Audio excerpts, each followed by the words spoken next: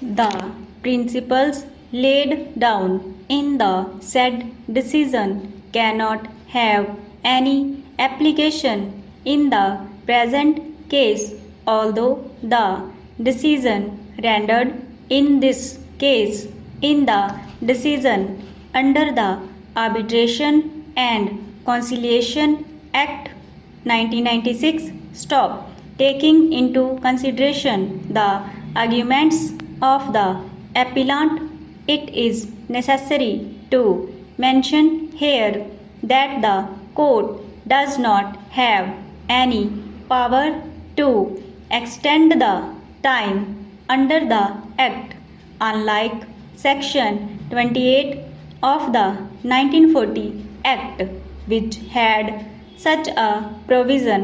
Stop. The court has therefore been denuded of the power to enlarge time for making and publishing an award. Stop. It is true that apparently there is no provision under the Act for the court to fix a time limit for the conclusion for an arbitration proceeding, but the court can opt to do so in the exercise of its inherent power on the application of either party. Stop.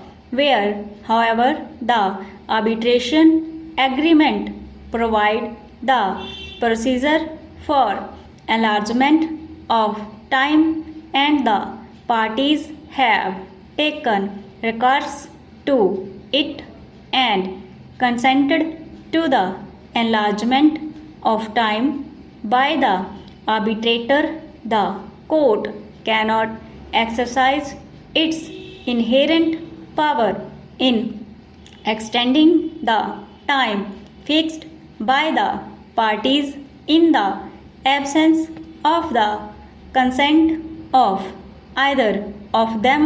Stop. The counsel for the appellant further contended that the High Court could not have terminated the mandate of the arbitrator. Stop. With reference to the contention made by the appellant that the arbitrator, having concluded the proceedings, could not be said to have failed to act so as to attract the provision of Section 14 of the Act, which will call for termination of the arbitration proceedings. Stop. It is pertinent to mention here that the arbitrator had not concluded the proceedings as had been agreed to by the parties within the time fixed for doing so. Stop.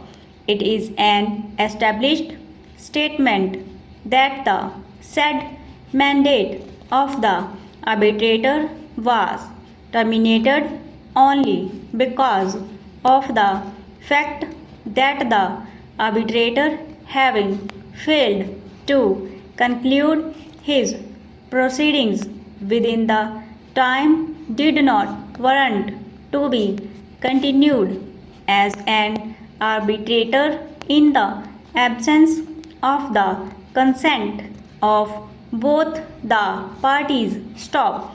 It is clear that the arbitrator had contended the time provided to it without any concrete reasons whatsoever, and thus his mandate was liable to be terminated. Stop. Subsection 1 further stated that the mandate of an arbitrator shall also stand to be terminated if he withdraws or the parties agree to the termination. Stop.